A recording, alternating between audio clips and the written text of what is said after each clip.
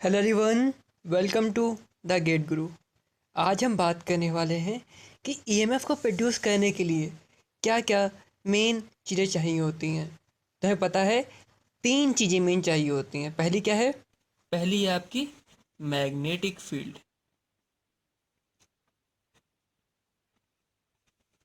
दूसरी क्या है आपकी कंडक्टर। और तीसरी क्या है आपकी रिलेटिव वेरिएशन। अब देखिए, जो आपका रिलेटिव वेरिएशन होता है नहीं, वो दो टाइप का होता है। पहला क्या है आपका? पहला है आपका टाइम वेरिएशन और दूसरा है आपका स्पेस वेरिएशन।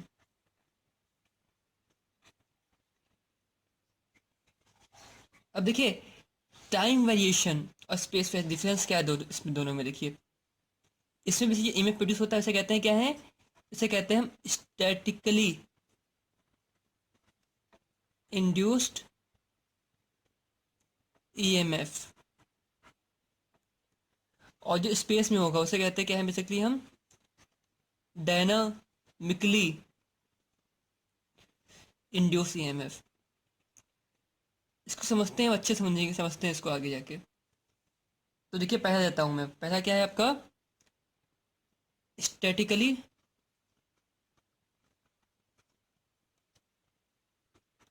Induced EMF.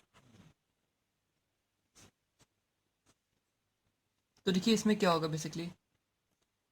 ये बहुत ही आसान है, सिर्फ समझना है हमको। तो देखो, इसमें होता क्या है? इसमें मोशन नहीं होगा, there is no motion. There is no motion, इसमें क्या होगा? मोशन नहीं होगा। अब मोशन किस मशीन में नहीं होता है? तो मोशन सी और सिर्फ ट्रांसफार्मर में नहीं होता है। तो ट्रांसफार्मर के अंदर जो ईएमएफ आपका प्रोड्यूस होता है नहीं, उसे कहते हैं क्या है हम? Statically induced EMF. इतना क्लियर? अच्छा, ईएमएफ प्रोड्यूस होता है, उसका फॉर्मूला क्या होता है? फॉर्मूला होता है क्या? N D phi by D T. ये डी फैराडे ने और लेंज ने यहाँ पे नेगेटिव साइन ऐड कर दिया था। पूरा फॉर्मूला क्या बन गया? E minus N D phi by D T. ये फॉर्मूला आपका बन गया। इतना क्लियर है? अच्छा, फाई कितना होता है? फाई होता है बी ए। क्लियर?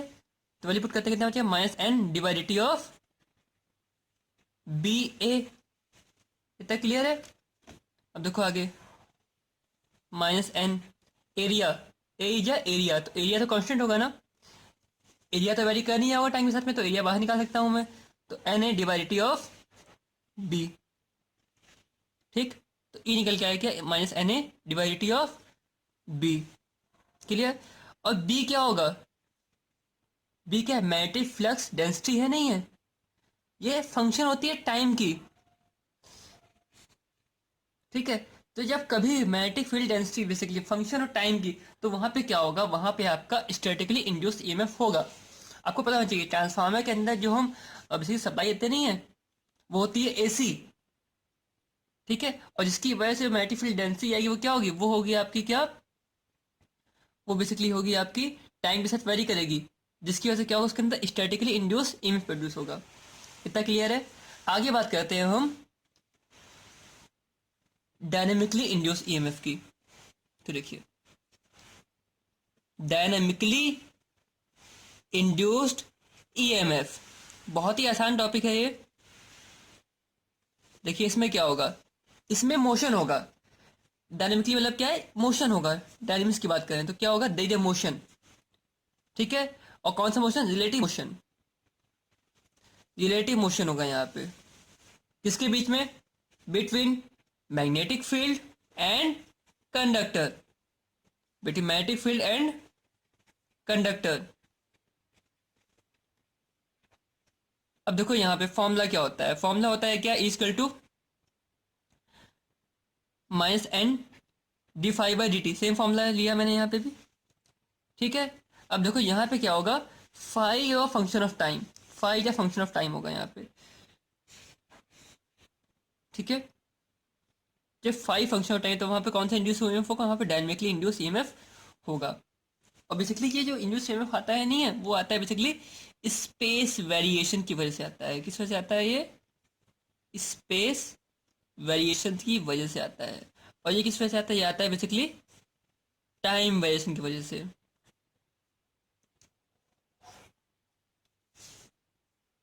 क्लियर? अब बात करते हैं एक क्वेश्चन की। लेंथ हमने कर लिया था ना पूरा हमने, इससे पहले किया हमने, तो आज बात करते हैं उसके क्वेश्चंस की। तो एग्जाम में क्वेश्चन कैसा आता है एग्जाम में? तो देखो, मानो कि आपकी एक कोई एक गिवन है, आपकी एक मैट्रिक कोई ऐसे गिवन है, ठीक है।